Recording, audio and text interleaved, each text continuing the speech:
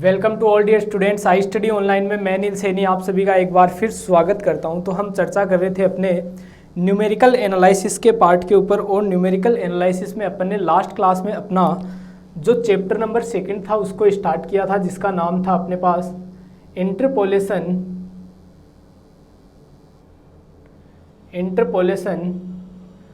For forward differences. ठीक है, forward interpolation for equal interval. ठीक है, समान अंतराल के लिए अंतर्वेशन, इसके ऊपर हम चर्चा कर रहे थे। ठीक है, यानी कि समान अंतराल के लिए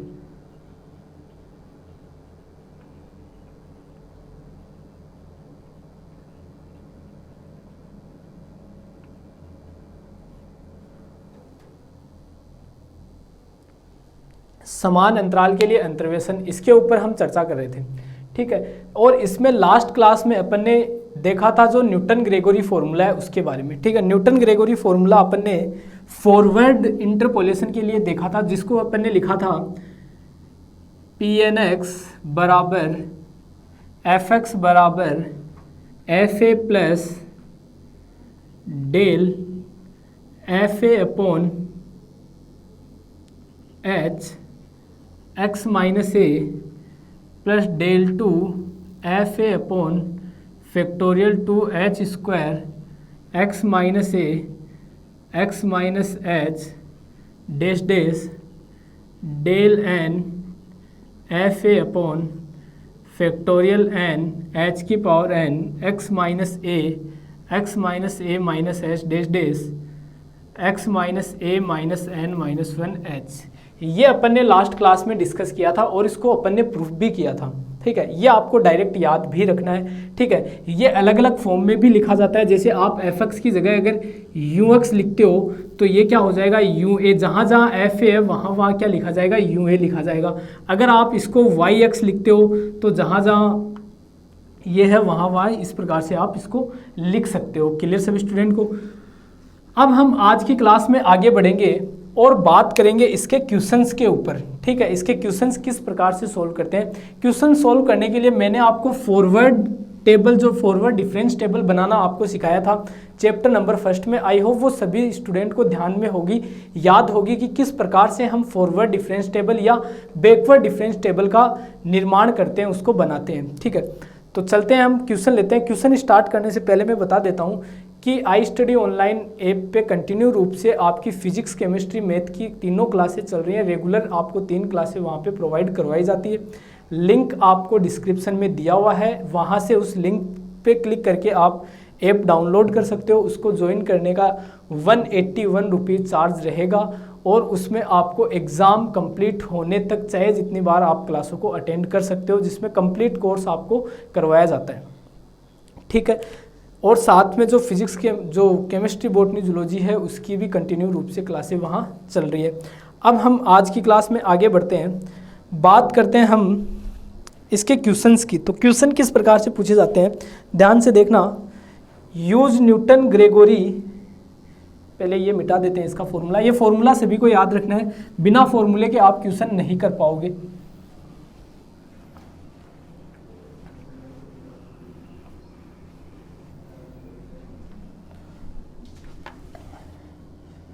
क्वेश्चन है use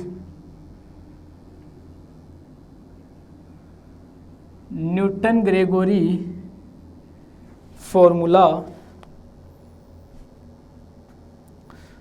use Newton Gregory formula, Newton Gregory formula to compute.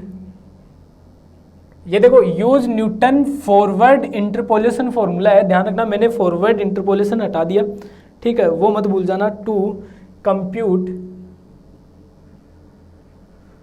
y 3.62 from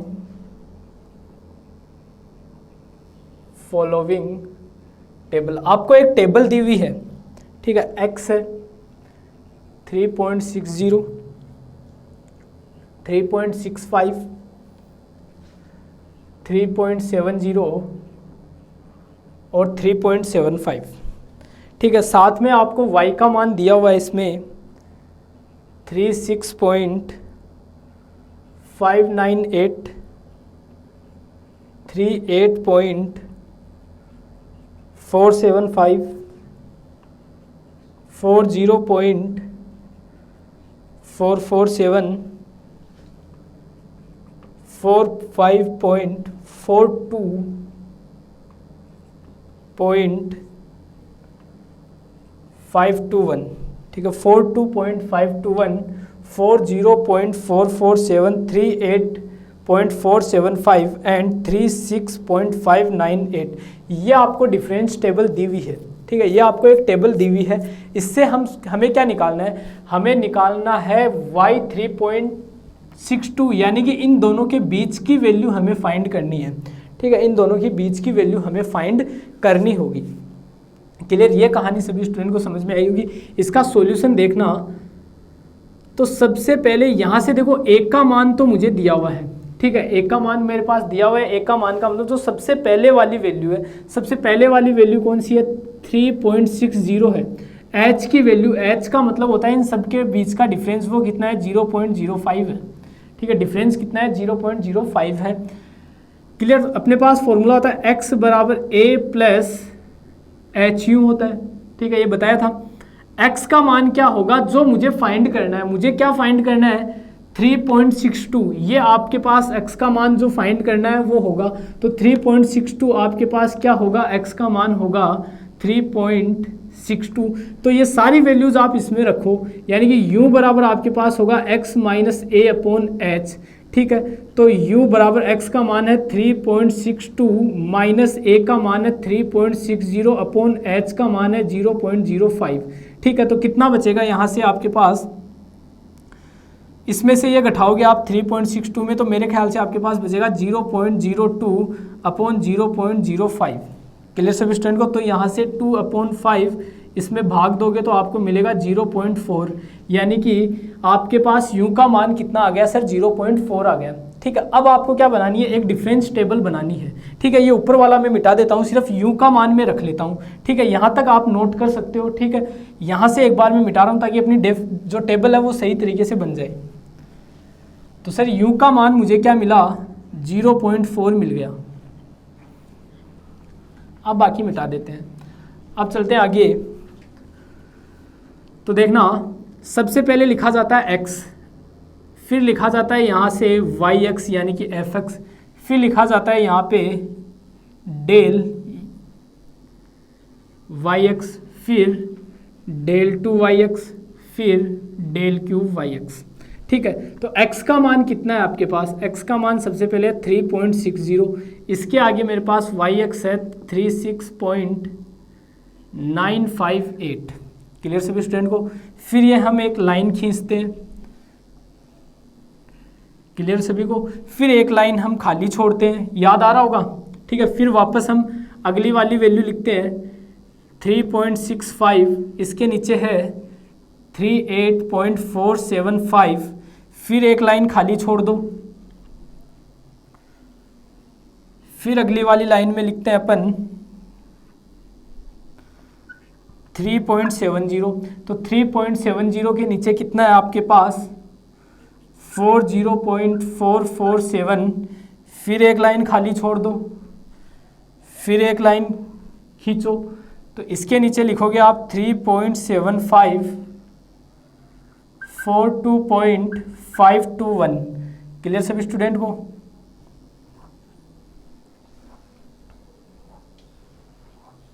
अब देखना यहाँ से, अब मुझे डिफरेंस मतलब इसमें से ये घटाना है। ठीक है, अब देखो मैं घटा रहा हूँ। ठीक है, घटाने वाली प्रोसेस आपको देखो, मैं कैलकुलेटर काम में ले रहा हूँ, इसका मतलब ये है कि आपके एग्जाम में भी कैलकुलेटर अलाउ है, लेकिन मैं फ़ोन काम में ले रहा हूँ। आपके फ़ोन अलाउ नहीं होगा, आपके सिर्फ कैलकुलेटर ही अलाउ होगा।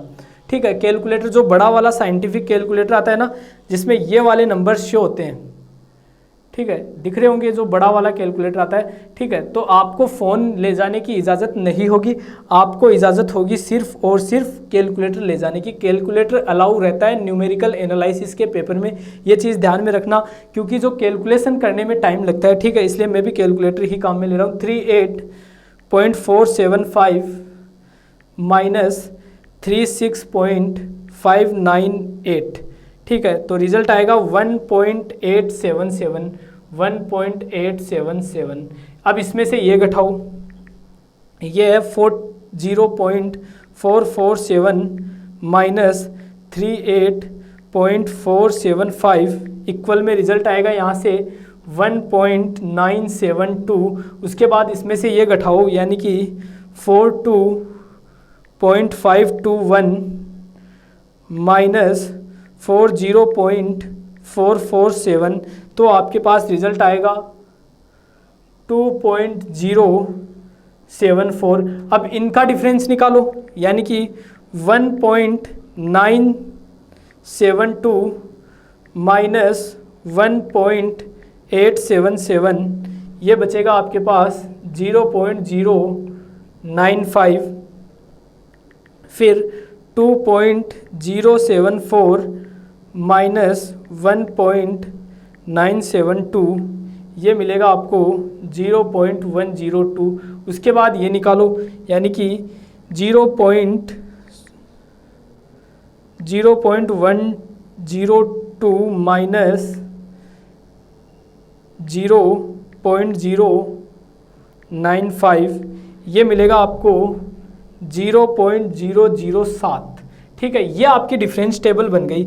आई होप सभी स्टूडेंट को समझ में आ गया होगा डिफरेंस टेबल किस प्रकार से बनाते हैं, ठीक है। ये अपनी एक्यूरेट है एकदम। अब एक चीज़ दिख रही है आपको, कहाँ पे खत्म हो रही है, ये क्यूब पर खत्म हो रही है, डेल क्यूब पर। इसका मतलब क्या हुआ दोस्तों, इसका मतलब यही हुआ सर कि हमें जो न्यूटन ग्रेगरी फॉर्मूला है वो डेल क्यूब तक ही काम में लेना है। तो मैं ऊपर वाला मिटा रहा हूँ और यहाँ मैं अपना फॉर्मूला लगा रहा हूँ सीधा। तो देखना, y पूछा है तो y x के फॉर्म में लो, तो y x बराबर ya plus u1 del ya plus u2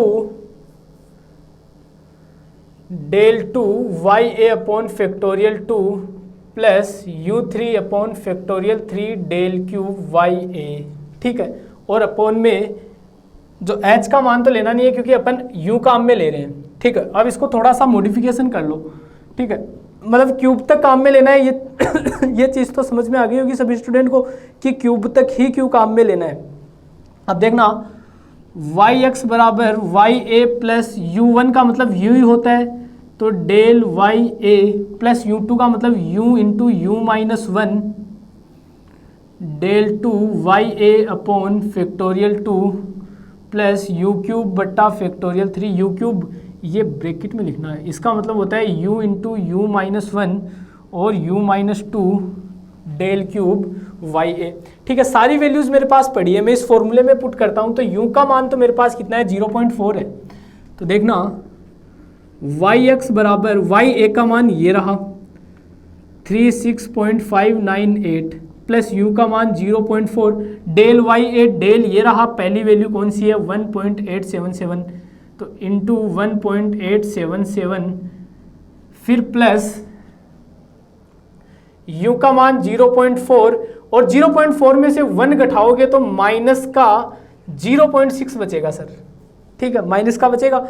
और डेल टू वाई ए ये रहा 0.095 और अपॉन में फैक्टोरियल 3, इसके फैक्टोरियल 2 भी लगाओ, ठीक है, इसके नहीं लगेगा, इसके फैक्टोरियल 2 लगेगा।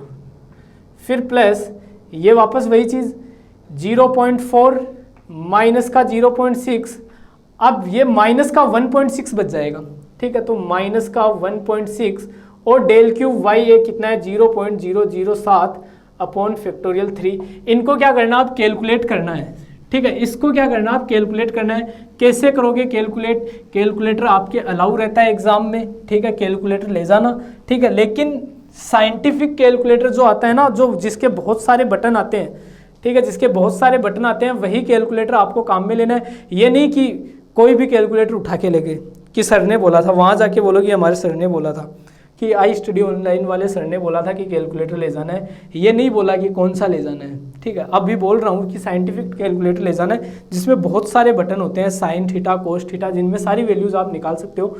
ये तो सिर्फ ट्रेलर है, वैल्यू निकालने वाली आगे आएगी जिसमें आप साइन की वैल्यू निकालोगे, लॉग की वैल्यू निकालोगे, ठीक है। इसलिए वो साइंटिफिक कैलकुलेटर काम में लेते हैं, ठीक है। तो ये इसको क्या करना है, आपको कैलकुलेट करना है, ठीक है। कैलकुलेट आप करते रहना कैलकुलेटर में।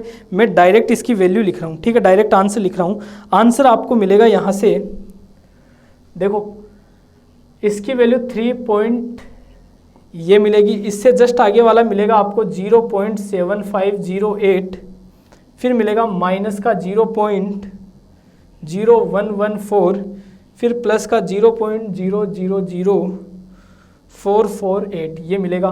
तो फाइनल वैल्यू आपको मिलेगी 37.333748। आप इसको अप्रोक्सीमेट लिख सकते हो 37.338 अप्रोक्सीमेट, यानी कि लगभग आपको ये वैल्यू इसकी मिलेगी। पॉइंट के बाद कई बार ये 4 अंकों तक पूछ लेता है, कई बार 3 तक, जिसमें ना पूछे उसमें 3 तक निकालनी है आपको। जैसे यहाँ से आगे हम इसको क्या लिख सकते हैं, एक 9 भी लिख सकते हैं, ठीक है। 7848 को अपन 8 लिख सकते हैं, इसलिए अपने को क्या लिख दिया इसने, अपन ने इसको क्या लिखा, 8 लिखा। क्लियर। एक क्वेश्चन मैं आपके लिए लिखता हूँ, वो क्वेश्चन आपको कंप्लीट करना है, ठीक है। एक क्वेश्चन लिखता हूँ,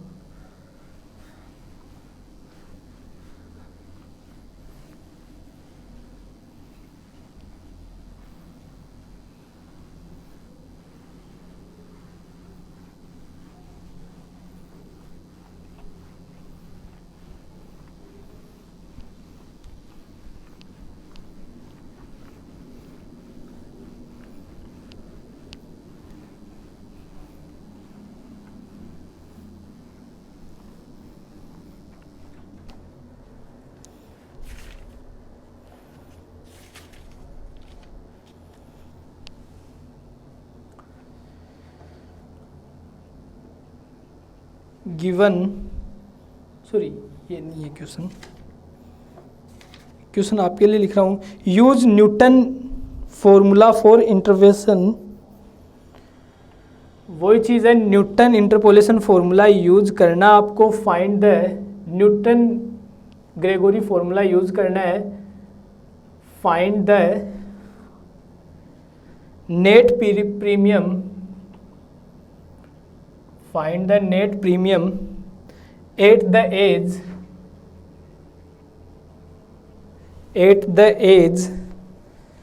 25 from the age 25 from the table given below, ठीक है। आपको दिया हुआ है एज और एनुअल नेट प्रीमियम, ठीक है। एज 20, 24, 28, 32, ठीक है। इसमें आपको दिया हुआ है 0.01427, 0.01581, 0.01772, 0.01996, ये आपको दिया हुआ है, ठीक है। वही चीज़ सेम चीज़ है, आपको क्या करना है, एक फॉरवर्ड डिफरेंस टेबल बनानी है। x का मान आपको 25 लेना है, वहाँ से आपका u का मान निकालना है। u का मान निकालने के बाद इसमें भी ध्यान रखना, जो अंतर्वेश जो डिफरेंस टेबल बनेगी वो डेल क्यूब तक बनेगी।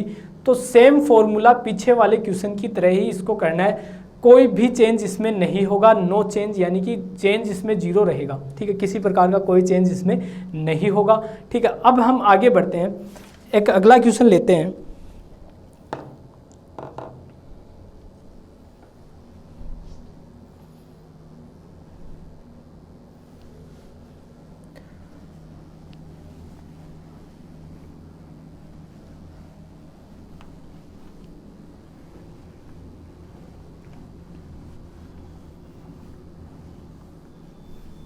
नेक्स्ट क्वेश्चन लेते हैं। क्वेश्चन दिया हुआ है गिवन साइन 45 बराबर 0.701, साइन 50 बराबर 0.7660, साइन 55 बराबर 0.8192, साइन 60 बराबर 8660। ठीक है, आगे है आपको कि इंटरपोलेशन फॉर्मूले का यूज करते हुए आपको निकालना है साइन 52 डिग्री का मान। ठीक है, ये आपको निकालना है। ठीक है, तो इसका सॉल्यूशन करते हैं। अब वही चीज़, एक का मान आपके पास कितना है? ठीक है, एक का मान आपको दिया हुआ है। ठीक है, एक का मान आपको दिया हुआ है, कितना दिया हुआ? 45 दिया हुआ है। ये एक का मान आपको 45 दिया हुआ है। एच का मान कितना दिया हुआ? आपको 5 दिया हुआ है। ठीक है, 5 का ही डिफरेंस चल रहा है सब में। ठीक है, तो एच का मान कितना दिया हुआ? 5 का मान आपको दिया हुआ है। और एक्स का मान कितना पूछा है आपको? 52। तो एक्स का मान आपको 52 दिया हुआ है। यहाँ से हम जानते हैं एक्स बराबर क्या होता है? ए प्लस एच यू होता है। तो एच बराबर क्या होता है? सॉरी, फॉर्मूला होता है आपके पास x बराबर a प्लस, हाँ एच यू ये सही लिखा था। तो यहाँ से u बराबर होता है x माइनस ए अपॉन एच। ठीक है, फॉर्मूले में वैल्यू रखो तो u बराबर 52 माइनस 45/5, तो कितना होगा? 7/5, तो कितना हो गया? 1.4। ठीक है, u का मान कितना आ गया सर अपने पास? 1.4 आ गया।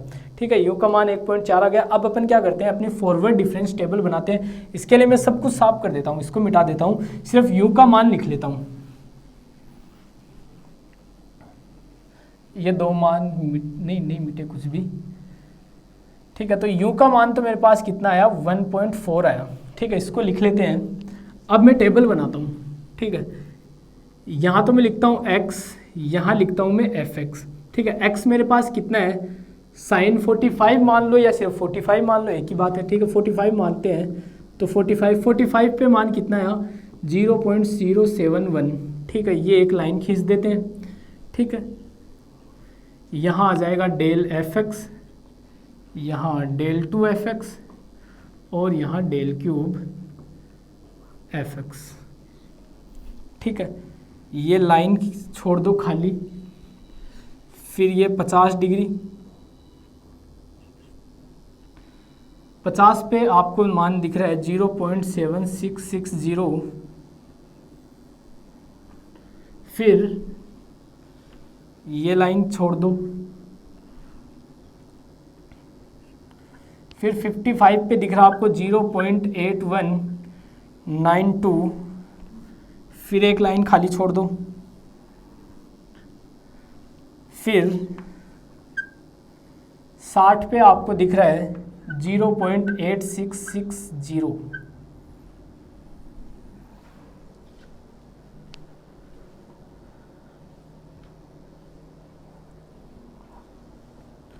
अब देखो, वही चीज़ डिफरेंस निकालते हैं। ठीक है, डिफरेंस निकालते हैं इनका। 0.7660 माइनस 0.7071, तो आएगा 0.0589। उसके बाद 0.8192 माइनस 0.7660, ये आएगा आपके पास 0.0532। उसके बाद 0.8660 माइनस 0.8192, तो आपको मिलेगा 0.0468।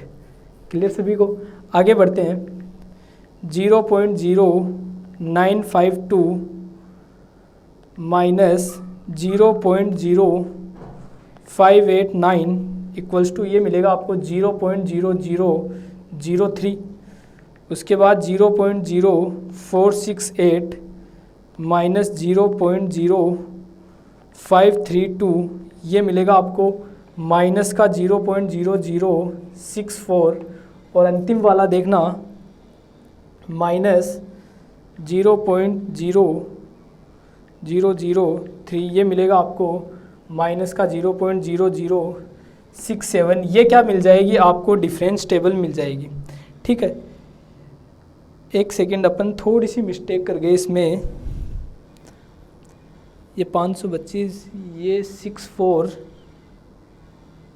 589, ये अपने पास 0.3 नहीं बचेगा, यहाँ पे अपने पास बचेगा, सॉरी ये मिस्टेक हो गई, ये 52 में से अपन इसको घटाएंगे तो अपने पास बचेगा, मैं वो चीज़ लिख रहा हूँ, माइनस का बचेगा, माइनस का 0.0057 बचेगा, माइनस का 0.0057। ठीक है, तो ये चीज़ आपको एक चीज़ यहाँ से नई सीखने को मिली। क्या सीखने को मिली कि कैलकुलेटर से भी गलतियाँ हो, मतलब गलती कैलकुलेटर से नहीं हुई है, ये गलती, जिसमें ये नहीं कहना चाह रहा कि कैलकुलेटर में मैंने जो डाले वो उससे मिस्टेक हुई, वो नहीं हुई। कहने का मतलब ये है कि कुछ वैल्यूज़ अपन ने ऊपर नीचे, जहाँ 589 करना था वहाँ मैंने कुछ और लिख दिया होगा कैलकुलेटर के अंदर। ठीक है, तो इस प्रकार से भी जल्दबाजी में गलतियाँ होने की संभावना होती है, तो इन चीज़ों को आप ध्यान में रखें।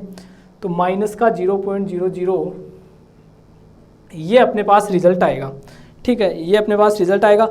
अब फॉर्मूला अपने पास है, ठीक है, फॉर्मूला अपने पास पड़ा है, फॉर्मूले में हम वैल्यू रख देते हैं, इसको मिटा देते हैं। ठीक है, और सोल्व कर देते हैं। फॉर्मूला तो वही चीज़, FA + HU बराबर, इसका मतलब FX मान लो तो ये साइन 52 डिग्री। ठीक है, साइन 52 डिग्री बराबर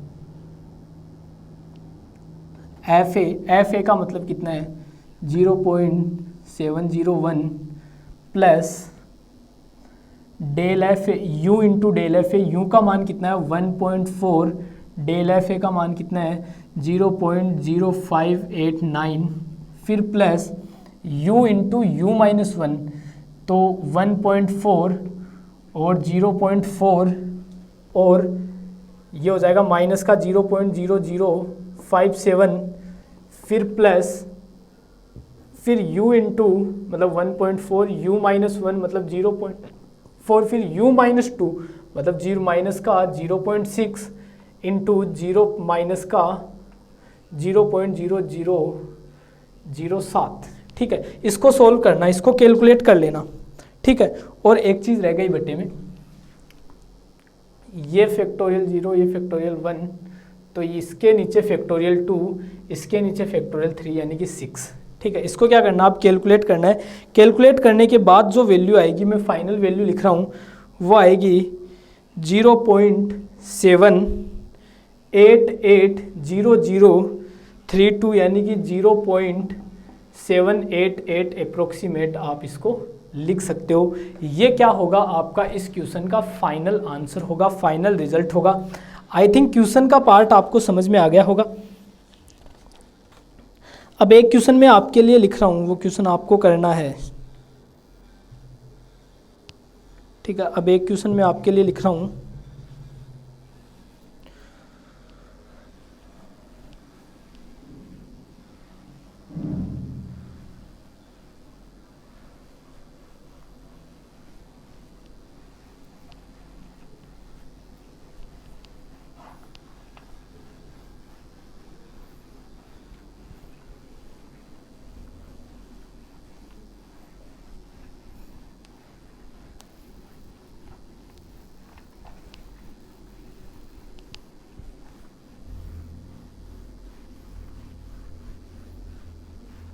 चलो लिखते हैं क्वेश्चन और खुद करना उसको। क्वेश्चन अच्छा है, दिया हुआ द फॉलोइंग टेबल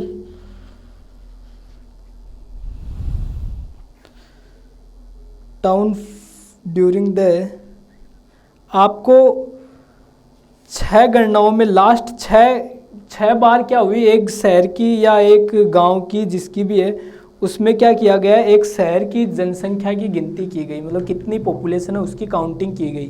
ठीक है, तो ये कह रहा है कि अंतर्वेशन का यूज करते हुए, अंतर्वेशन फॉर्मूले का यूज करते हुए आपको, मैं लिख रहा हूँ, estimate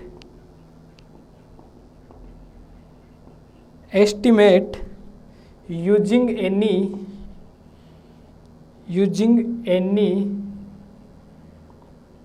suitable interpolation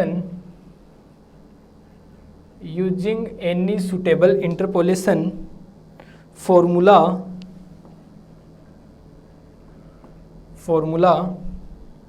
the increase in the population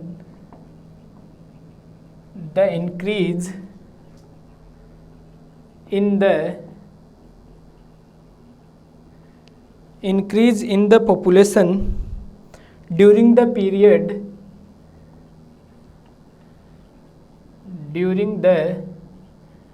period from 1946 to 1948। ये क्या कह रहा है आपको? ये कह रहा है कि एक शहर की जनसंख्या की गिनती की गई, तो ये कह रहा है कि कोई भी मतलब दो ही अंतर्वेशन फॉर्मूले होते हैं, एक तो बैकवर्ड होता है, एक फॉरवर्ड होता है। बैकवर्ड अभी हमने पढ़ा नहीं, फॉरवर्ड हम पढ़ चुके हैं, तो फॉरवर्ड ही काम में लेंगे। तो ये कह रहा है कि न्यूटन फॉरवर्ड फॉर्मूला काम में लेते हुए आप क्या करना है कि सन 1946 से लेकर 1948 के अंतराल में जनसंख्या में वृद्धि का आकलन करो। ठीक है, और आपको जो टेबल दी हुई है वो इस प्रकार से दी हुई है। ईयर 1911, 1921, 1931, 1941, 1951 और 1961।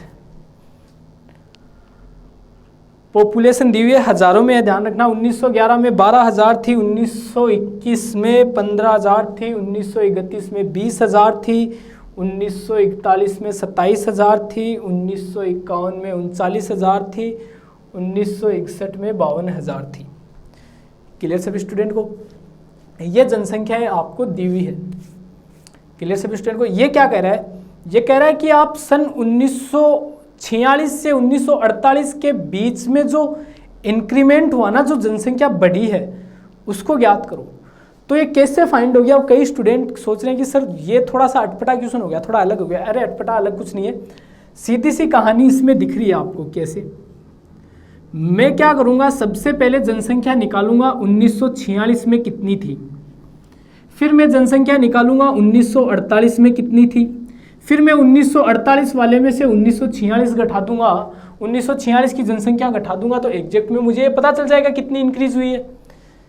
ये चीज पता चल जाएगी ना। मतलब मुझे निकालना है एफ 1946 और एफ 1948। उसके लिए क्या करूंगा, वही डिफरेंस टेबल बनाऊंगा। सबसे पहले मेरा काम क्या होगा, डिफरेंस टेबल बनाना होगा। ठीक है, तो देखना, ईयर को तो मैं लिख रहा हूं एक्स से और पॉपुलेशन को मैं लिख रहा हूं एफ एक्स से। ठीक है, मैं देख लेता हूं कितने अंतराल तक ये सारणी जाएगी। ये 5 अंतराल तक जाएगी आपकी। तो del F X, del 2 F X, del cube F X, del 4 F X और डेल 5 एफ एक्स। क्लियर कहानी सभी स्टूडेंट को? एक्स 1911, एफ एक्स मैंने क्या माना, ये 12 आ गया। एक लाइन खींच दो ठेठ तक। ठीक है, फिर ये चलने दो, फिर एक लाइन खाली छोड़ देते हैं। ठीक है, फिर दूसरी लाइन खींचो। ठीक है, फिर 1921 में जनसंख्या कितनी थी, 15 थी। फिर एक लाइन खाली छोड़ दो, फिर एक लाइन खींचो, फिर क्या आ गया, 1931 आ गया। 1931 में जनसंख्या कितनी थी सर, 20,000 थी। फिर एक लाइन खाली छोड़ दो, फिर एक लाइन खींचो, फिर देखो कितनी आ गई, 1941। ठीक है, 1941 में जनसंख्या कितनी थी, 27 थी। फिर एक लाइन खाली छोड़ दो, फिर खींचो, फिर देखो 1951 आ गया। 1951 में जनसंख्या कितनी थी, 39 थी। फिर लाइन खींच दो, फिर 1961 आ गया। 1961 में जनसंख्या कितनी थी? 52 थी। ठीक है,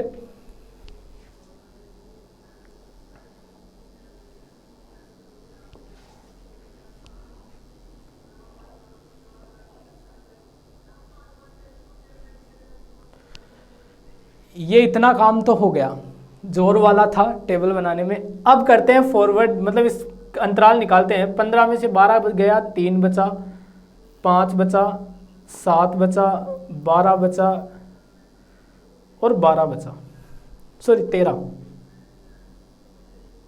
बचा। अब देखो 2 बचेगा, 2 बचेगा, 5 बचेगा, 1 बचेगा। ठीक है, फिर देखो 0 बचेगा, 3 बचेगा, माइनस का 4 बचेगा। फिर देखो 0 बचेगा, 3 बचेगा, सॉरी 3 बचेगा और -4 -3 तो -7, फिर -7 -3 -10। ये टेबल अपनी कंप्लीट हो चुकी। देखो टेबल बनाने, वो टेबल के अंदर रिजल्ट निकालने में टाइम नहीं लगा, ना ही इसमें जोर आया। जोर कहाँ आया, टाइम कहाँ लगा? टाइम लगा सर हमें ये लाइन खींचने में लगा। ठीक है, तो आई होप समझ गए होंगे सभी स्टूडेंट। अब क्या करना है सर, अब हमें सन 1941, सॉरी कब की पूछा था, 1946 की जनसंख्या निकालनी है। 1946 की जनसंख्या निकालने के बाद हमें क्या करना है, 1948 की जनसंख्या निकालनी है। 1948, अब देखो मुझे जो आंकड़े चाहिए मैं वो रखूंगा, बाकी मैं टेबल मिटाऊंगा क्योंकि अपने पास इतना स्पेस नहीं बचा बोर्ड के ऊपर। तो मुझे तो सर सिर्फ यही वाले आंकड़े चाहिए, बस यही वाले आंकड़े मुझे चाहिए, बाकी आंकड़ों की मुझे जरूरत नहीं है। तो मैं मिटा देता हूं इस टेबल को।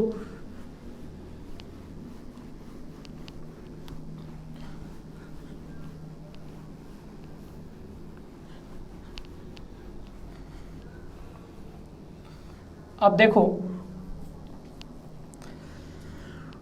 1946 की निकालूंगा सबसे पहले। तो पहले वही चीज़, x बराबर a प्लस एच यू, तो u बराबर x माइनस ए अपॉन एच। ठीक है, तो x का मान कितना है 1946 बराबर a का मान कितना है 1911, फिर प्लस यहाँ ना 1911 माइनस बराबर u, h का मान कितना है, अंतर कितना चल रहा है 10 का चल रहा है सर। तो 10 कितना बचा, देखो यहाँ से ये घटाओगे तो बचेगा 35, यानी कि u का मान आएगा सर 3.5। ठीक है, यहाँ पे u का मान मुझे कितना मिलेगा 3.5 मिलेगा। ठीक है, तो फॉर्मूला क्या होता है अपने पास, f 1946 बराबर, या 1946 मान लो, ये होगा एफ ए का मान कितना है, एफ ए का मान ये रहा 12 है। ठीक है, तो 12 प्लस फिर आता है sir u del F A, तो u का मान कितना है 3.5, एफ ए का मान, डेल एफ ए का मान कितना है इंटू 3, फिर प्लस फिर आता है u इंटू यू माइनस 1, तो u का मान 3.5 माइनस 1 मतलब 2.5, और डेल टू एफ ए जो कितना है 2 है, और बट्टे में फैक्टोरियल 2, फिर प्लस फिर आता है u into U minus 1 into U minus 2, यानी u into U minus 1 into U minus 2 upon factorial 3 का मतलब होता है 6, और इंटू में कितना आ जाएगा डेल क्यूब एफ ए जो कितना है 0, मतलब भाई साहब ये बीच वाली टर्म तो 0 हो जाएगी। फिर plus u into U minus 1 you minus 2 और u माइनस 3 मतलब 0.5 अपॉन फैक्टोरियल 4। ठीक है, फैक्टोरियल 4 4 गुणा 3 गुणा 2 गुणा 1 और इंटू डेल 4 यानी कि इंटू में 3, फिर plus u into U minus 1 you minus 2 you minus 3 you minus 4 मतलब माइनस का 0.5 इंटू माइनस का 10 अपॉन फैक्टोरियल 5, ये आ गया। ठीक है, इसको क्या करना है कैलकुलेटर की सहायता से आपको सोल्व करना है। ठीक है, इसको मैं कैलकुलेटर की सहायता से जब मैं सोल्व करूंगा तो मुझे रिजल्ट मिलेगा 32 पॉइंट, जब इसको सोल्व करता हूं F 1946, ठीक है। कैलकुलेटर से जब आप ये सारी कैलकुलेशन मैंने लिख दी फॉर्मूले के द्वारा, ठीक है। फॉर्मूला तो याद ही है ना कैसे लिखा आपको, ठीक है। हर एक चीज़ बोल बोल के लिखी है, इतने क्वेश्चन भी कर चुके हैं, अब तो याद हो जाना चाहिए, ठीक है। तरीका सेम रहेगा। तो वैल्यू आपको मिलेगी इसकी, वो मिलेगी 32.3437 हज़ार, यानी कि ये 1946 में जनसंख्या थी, यानी कि आप इसको करीब करीब 32 या 33 हज़ार मान सकते हो, ठीक है। इसको 32 या 33 हज़ार आप मान सकते हो, ठीक है। ये आ गई। सिमिलरली आप क्या करोगे, 1948 की जनसंख्या निकालोगे। अब क्या करोगे आप, 1948 की जनसंख्या निकालोगे। तो 1948 की जनसंख्या निकालोगे तो वापस ये फॉर्मूला काम में लेना है, u बराबर x माइनस ए अपॉन एच। तो इस बार x का मान कितना है 1948, माइनस a का मान कितना है 1911 अपॉन 10, ठीक है। यानी कि यहाँ कितना बचा आपके पास, यहाँ बचा 37, ठीक है। तो 37/10 यानी कि 3.7। इस बार u का मान कितना है सर, 3.7, ठीक है। u का मान 3.7 आ गया। पूरी की पूरी समीकरण में एज इट इज वैल्यूज वापस पुट कर दूंगा तो मुझे f 1948 का मान मिल जाएगा, ठीक है। समझ में आ गया होगा कैसे निकालते हैं, ठीक है, क्योंकि काफी क्वेश्चंस ऐसे हम कर चुके हैं। तो देखना, मैं इसकी वैल्यू भी डायरेक्ट लिख रहा हूं 1948 की, जो आपको मिलेगी 34.8732 हज़ार, यानी कि ये 1948 में हो गई। घटा दो इसमें से, ठीक है। तो इंक्रीमेंट कितना हुआ 1948 में से आप 1946 को घटा दो, यानी कि 34.8732 माइनस 32.3437 घटा दो तो आपको रिजल्ट मिलेगा, ठीक है। वो मैं डायरेक्ट लिख रहा हूँ 2.53, यानी कि 2.53 हज़ार क्या हुई, जनसंख्या में वृद्धि हुई, ठीक है। 2.53 ये क्या हुई, उस शहर में जनसंख्या में वृद्धि हुई थी। क्लियर सभी स्टूडेंट को, यहाँ तक समझ में आया होगा। एक क्वेश्चन में लिख रहा हूँ जो आपको स्वयं करना है, खुद को कंप्लीट करना है, ठीक है। एक क्वेश्चन में लिख देता हूँ।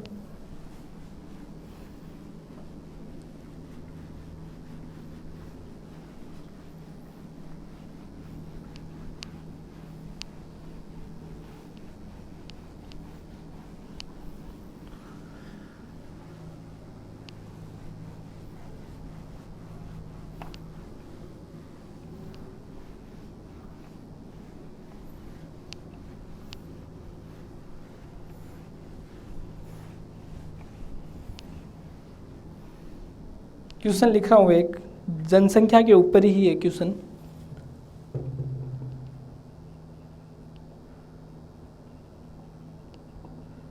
The population of A town, the population of A town in the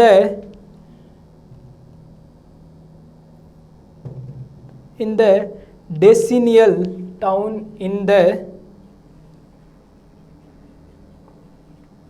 decennial census was a given below. Decision census was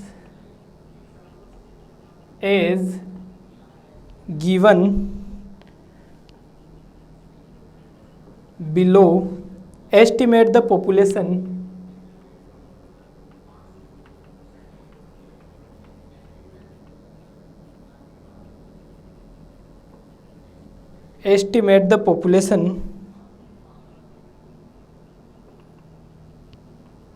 for the year 1985। अब ये कह रहा है एक शहर की 10 वर्षीय जनगणना अनुसार वर्ष 1985 के लिए आपको 1980, कुल मिला के बात है, एक शहर की जनसंख्या की गिनती की गई। आपको क्या करना है, 1985 में जनसंख्या कितनी थी वो फाइंड करना है, ठीक है। 1985 में आपको उस शहर की जनसंख्या क्या थी वो आपको निकालनी है, फाइंड करनी है। तो देखना टेबल आपको दी हुई है, टेबल में बना रहा हूँ, जो टेबल दी हुई है, क्वेश्चन तो आपको खुद को ही करना है ना कंप्लीट। ये यहाँ ईयर है और ये यहाँ पॉपुलेशन है जो हज़ारों में है। 1891 में 1901, 1911, 1921 और 1931। जनसंख्या दी हुई है 46, 66, 81, 93, 101।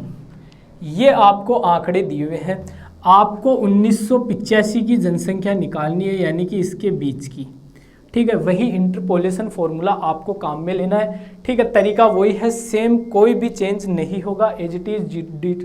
जो डिटो अपन ने पीछे वाले क्वेश्चन अब तक किए हैं, सेम उसी के जैसे आपको निकालना है, कोई भी चेंज इसमें नहीं होगा, ठीक है।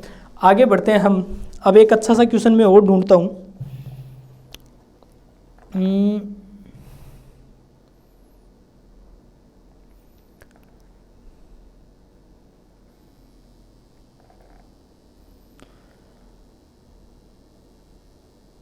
एक क्वेश्चन और है।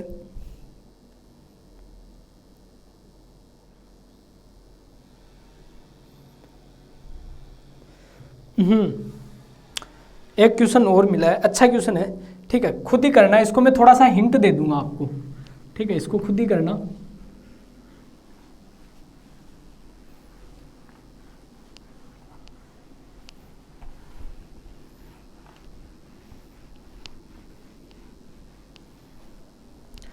क्वेश्चन दिया हुआ, find the number of man,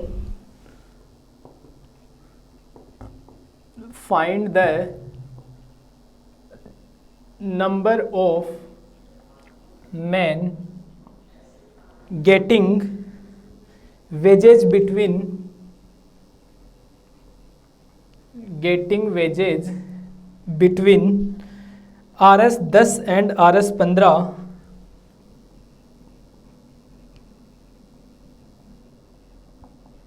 RS 10 and RS 15 from the following table।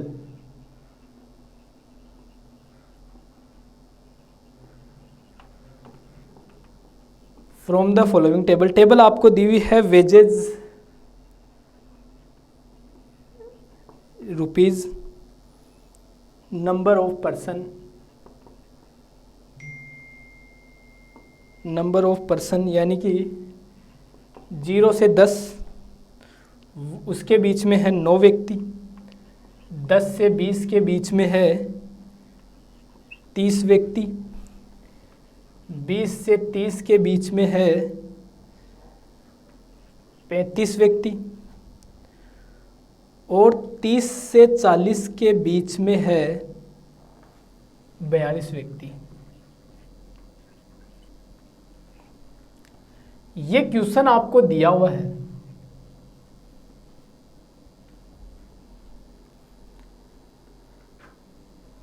ये क्वेश्चन आपको दिया हुआ है। क्वेश्चन क्या कह रहा है आपको? क्वेश्चन ये कह रहा है कि वेजेस का मतलब मजदूर होता है। ये बोल रहा है कि एक मजदूरी करने वाले व्यक्तियों के आंकड़े आपको दिए हुए हैं। ये क्या दिए हुए हैं आपको? मजदूरी करने वाले व्यक्तियों के आंकड़े दिए हुए हैं। तो ये क्या कह रहा है कि इसमें देखो, ये क्या है? पैसे हैं, रुपए हैं। ये बोल रहा है कि 0 से 10 रुपये प्राप्त करने वाले व्यक्तियों की संख्या कितनी है? 9 है। फिर ये बोल रहा है कि 10 से 20 रुपये प्राप्त करने वाले व्यक्तियों की संख्या, मतलब 10 से 20 के बीच में वो कितने हैं? 30 है। फिर बोल रहा है 20 से 30 के बीच में प्राप्त करने वाले व्यक्तियों की संख्या 35 है। फिर कह रहा है 30 से 40 रुपये के बीच में प्राप्त करने वाली व्यक्तियों की संख्या 42 है। तो ये कह रहा है कि आप फाइंड करो 10 से 15 के बीच में कितने लोग हैं, 10 से 15 रुपये फाइंड करने वाले कितने लोग हैं। तो कुल मिला के बात है, देखो निकालता हूं मैं। सबसे पहले टेबल बनाता हूं, ठीक है। यहां वेजेज आ जाएगी रुपीज में, यानी कि x, यहां fx ले लो, fx, यहां डेल fx, यहां डेल 2fx, यहां डेल क्यूब fx। क्लियर कहानी? अब देखना 0 से 10 यानी कि मैं इसको कम ये से भी लिख सकता हूँ लेस 10 रुपीज़, यानी कि 10 से कम। 10 से कम में कितने हैं? 9 व्यक्ति हैं। इसको मैं लिख सकता हूँ 20 से कम। ठीक है, 20 से कम में कितने व्यक्ति हैं? 30 है। बीच में एक लाइन भी छोड़नी है ना सर, ये छोड़ दी। फिर आगे बढ़ो, फिर मैं लिख सकता हूँ, फिर एक लाइन छोड़ो, फिर मैं लिख सकता हूँ लेस 30 रुपीज़। ठीक है, तो लेस 30 से कम कितने हैं? 35 है। फिर एक लाइन खींच दो, एक लाइन छोड़ दो। फिर देखो लेस 40 यानी कि 40 से कम। 40 से कम में कितने हैं? 42 है। अब ये सब निकालो डेल टू और डेल क्यूब। ठीक है, तो मैं डेल एफ एक्स निकालूंगा तो 30 में से 9 घटा दो। 30 में से 9 घटाऊंगा तो कितने बचेंगे? 21 बचेंगे। 35 में से 30 घटाऊंगा तो 5 बचेंगे। 42 में से 35 घटाऊंगा तो 7 बचेंगे। फिर देखो 5 में से 21 घटाऊंगा तो माइनस का 16 बचेगा। 7 में से 5 घटाऊंगा तो 2 बचेगा। 2 में से माइनस का 16 घटाऊंगा तो कितना बचेगा? 18 बचेगा। क्लियर सभी स्टूडेंट को? थोड़ी सी मिस्टेक हो गई, एक सेकेंड। अपन ने थोड़े आंकड़े लिखने में थोड़ी सी गलती कर दी, थोड़ी सी मिस्टेक कर दी। देखो यहाँ पे आओ वापस। 10 से कम कितने थे? 9 थे। 20 से कम, 20 से कम में ये भी तो आ गए ना सारे, तो 30 प्लस 9 कितने हो गए? 39 हो गए सर। फिर देखो 30 से कम, 30 से कम 65, 65 और 9 कितने हो गए? 74। तो यहाँ 74 हो गए। ये थोड़ी सी ध्यान रखना, बाय मिस्टेक या जल्दबाजी में लिखा गया। फिर 40 से कम, तो 40 से कम में ये सारे आ गए। ठीक है, तो 40 से कम में सारे आ गए, तो इनको ऐड करूंगा तो कितने आएंगे? 116 आएंगे। ठीक है, अपन ने जो लिखा ना उसके अकॉर्डिंग देखो 10 से कम में तो यही है, लेकिन 20 से कम में ये वाले भी तो है। ये 20 से कम ही तो ले रहे हैं। तो 30 से कम वाले में तो ये सारे भी 30 से कम ही ले रहे हैं। 40 से कम का मतलब ये सारे 40 से कम ही तो ले रहे हैं। ठीक है, तो इस प्रकार से होगा। अब देखो, अब घटाते हैं। यहाँ तो बचेगा 30। ठीक है, उसके बाद बचेगा 35 और 42। यहाँ बचेगा 5 और यहाँ बचेगा 7। उसके बाद यहाँ बचेगा 2। ठीक है, यहाँ तक की कहानी समझ में आई होगी। अब आगे क्या करना है? आगे क्या करते हैं अब देखो मैं सबसे पहले निकालूंगा F15। तो F15 निकालने में किसी को कोई दिक्कत नहीं आएगी। क्यों नहीं आएगी? सीधी सी कहानी है सर। U बराबर x माइनस ए अपॉन एच। एच का मान कितना है? डिफरेंस देख लो, 10 का है डिफरेंस सबके बीच में। ठीक है, तो x का मान कितना है? सबसे पहले x का मान कितना है? 10 है। कितने का पूछा है? 15 का पूछा है। तो 15 माइनस 10 बटे 10 यानी कि 0.5। तो u का मान तो कितना आ गया सर मेरे पास? 0.5 आ गया। ठीक है, u का मान कितना आ गया? 0.5 आ गया। फिर मैं अपना फॉर्मूला लगाऊंगा, सारी वैल्यूज पुट करूंगा तो मुझे F15 का मान मिल जाएगा। ठीक है, F15 का मान मुझे कितना मिलेगा वो मैं लिख देता हूं। F15 का मान मुझे मिलेगा 23.5 मिलेगा। F15 का मान 23.5 मिलेगा। इसको आप लगभग 24 मान सकते हो, अप्रोक्सीमेट 24 मान सकते हो। 23.15 को आप कितना मान सकते हो? 24 अप्रोक्सीमेट मान सकते हो। क्लियर? क्योंकि 0.5 व्यक्ति थोड़ी ना होता है, या तो एक होते हैं या 2 होते हैं। ठीक है, तो 0.5 को मैंने क्या मान लिया? पूरा एक ही मान लिया। तो ये कितने हो गए? 24 हो गए। अब मुझे क्या पूछा है? 10 से 15। ये कौन है? ये 24 व्यक्ति कौन है? ये 24 व्यक्ति वो है जो 15 रुपए से कम मजदूरी प्राप्त करते हैं। ये 24 व्यक्ति कौन है? जो 15 रुपए से कम मजदूरी प्राप्त करते हैं। लेकिन इसने क्या पूछा है? इसने पूछा है कि 10 रुपए से लेकर 15 रुपए के बीच में जो मजदूरी प्राप्त करते हैं उन व्यक्तियों की संख्या बताओ। तो मेरे पास अब क्या चाहिए मुझे? अगर मैं ये निकाल दूं कि 10 से कम वाले कितने व्यक्ति हैं तो मेरा काम हो जाएगा। तो 10 से कम तो हमें डायरेक्ट दिया हुआ है। 10 से कम कितने लोग हैं? 9 लोग हैं। यानी कि F10 कितना है? 9 है। तो भाई साहब F15 माइनस F10 निकालूंगा तो मुझे इन दो के बीच की मिल जाएगी। कितने आए? 15 आए। मैं क्या कह सकता हूं कि 10 से 15 रुपए के बीच में मजदूरी प्राप्त करने वाले व्यक्तियों की संख्या कितनी है? 15 है। यही मुझे निकालना था। आई होप ये क्वेश्चन सभी स्टूडेंट को समझ में आया होगा, काफ़ी अच्छा क्वेश्चन है। आगे एक क्वेश्चन हम और लेंगे, ठीक है, बुक से भी कुछ क्वेश्चन आप करके देखना। अब एक अंतिम क्वेश्चन हम और करते हैं, उसके बाद एक क्वेश्चन मैं आपके लिए और छोड़ता हूं, ठीक है। तो देखना, ये क्वेश्चन शायद सभी स्टूडेंट को समझ में आ गया होगा। इसने अपन ने क्या निकालना था, देखो मुझे निकालना था, इसने पूछा 10 रुपये से 15 रुपये के बीच में मजदूरी प्राप्त करने वाले व्यक्तियों की संख्या बताओ। तो मुझे क्या निकालना था, F15 निकालना था और F10, इन दोनों के बीच का डिफरेंस ही मुझे क्या मिलेगा, 10 और 15 के बीच में मिलेगा, ठीक है। तो F15 मैंने निकाल लिया, 10 क्यों नहीं निकाला? अरे 10 निकालने की जरूरत कहाँ थी, 10 तो मुझे दिया हुआ है ना बुक में, ऑलरेडी क्वेश्चन में दिया हुआ है, तो निकालने की जरूरत ही नहीं थी। तो वहां से मेरा काम डायरेक्ट हो गया। अब आगे चलते हैं, एक क्वेश्चन लेते हैं अच्छा सा।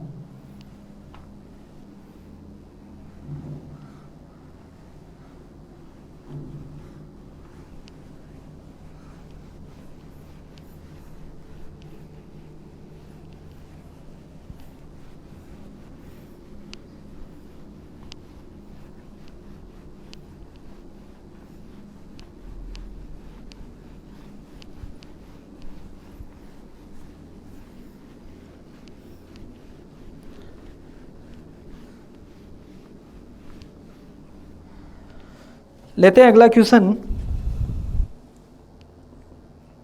ए सेकेंड डिग्री पॉलिनोमियल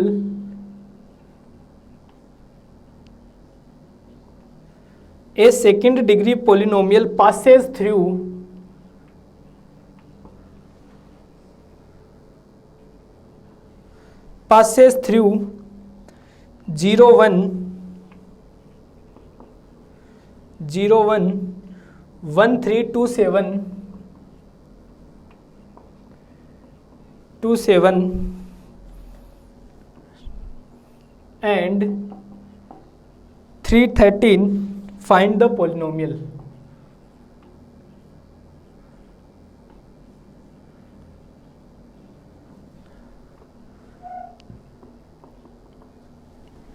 देखो क्वेश्चन देखना एक बार, क्वेश्चन क्या कह रहा है आपको, क्वेश्चन कह रहा है कि एक द्विघात बहुपद 0 1 1 3 2 7 तथा 3 13 से गुजरता है। एक क्या दे रहा है आपको, दो घात की समीकरण दे रहा है, एक क्वाड्रेटिक इक्वेशन आपको दे रहा है जो इन बिंदुओं से गुजरती है। अपने को इन बिंदुओं से गुजरने वाली जो समीकरण है वो निकालनी है। तो वही चीज़, सीधी सी कहानी है, इसमें कोई ज़्यादा खास जोड़ नहीं आएगा। x fx, वही टेबल बनेगी सबसे पहले, ये डेल fx, ये डेल 2 fx और ये डेल क्यूब fx। क्लियर सभी को? यहां से देखना x देखना, ये 0 पे आपको कितना मिल रहा है, 1 मिल रहा है, तो ये 1, एक लाइन फिर हम खाली छोड़ते हैं, उससे अगली वाली लाइन में वापस लिखते हैं। फिर देखो 1 और 3, तो 1 और 3, फिर एक लाइन हम खाली छोड़ते हैं, फिर आगे बढ़ो, फिर कितने हैं, 2 और 7, तो ये 2, ये 7, फिर हम एक लाइन खाली छोड़ते हैं, फिर एक लाइन खींचो, फिर कितने हैं, 3 और 13। क्लियर? ये लाइन खींच दो, ये डेल fx, ये डेल 2 fx, ये आ गया। अब यहां से देखो डिफरेंस निकालो, 2 4 6, फिर ये देखो 2 2 और ये क्या आ गया, 0 आ गया। ठीक है, फॉर्मूला अपने पास क्या होता है, फॉर्मूला अपने पास होता है fx बराबर, बहुपदी तो निकाल रहे हैं इस बार, fx तो कुछ है ही नहीं, तो fa प्लस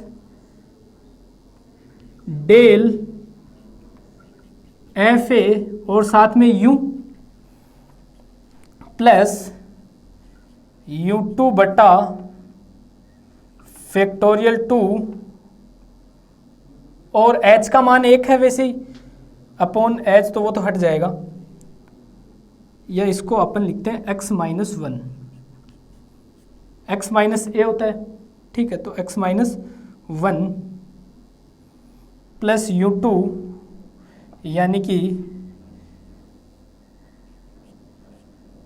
ये यहाँ x ही होगा, ये होगा x, फिर x इंटू x माइनस 1 और del two F A plus del cube 0 है तो अगला वाला वैसे ही 0 हो जाएगा, ठीक है। डेल क्यूब क्या है, 0 है आपके पास, तो अगला वाला टर्म तो क्या हो जाएगा, 0 हो जाएगा। क्लियर सभी स्टूडेंट को, ठीक है। तो देखना यहाँ से, अरे ये 0 है ना, तो अगले वाला लिखने की ज़रूरत नहीं है। तो एफ एक्स बराबर एफ ए का मान कितना है, 1 है, तो 1 प्लस एक्स ऐसा का ऐसा, डेल एफ ए का मान कितना है, 2 है, फिर plus x into x minus 1 बटे 2, डेल टू एफ ए का मान भी कितना है, 2 है, 2 से 2 उड़ा दो, ठीक है। तो देखना 1 plus 2x plus x square minus x, तो x 2x में से x जाएगा तो कितना बचेगा x, तो 1 प्लस एक्स स्क्वायर, इसको सही करके लिखो x square plus x plus 1, मतलब इन बिंदुओं से गुजरने वाला बहुपद कौन सा होगा, ये वाला होगा।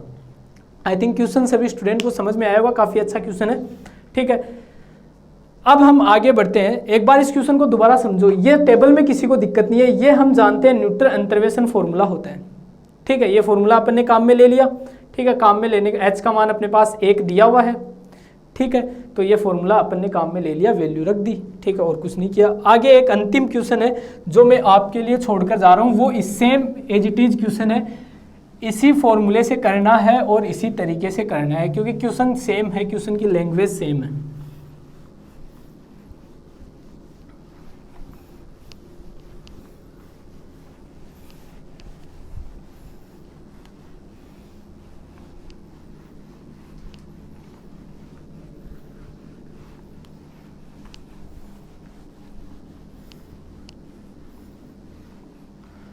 देखना, एक क्वेश्चन में लिख रहा हूं, फाइंड द क्यूबिक पोलिनोमियल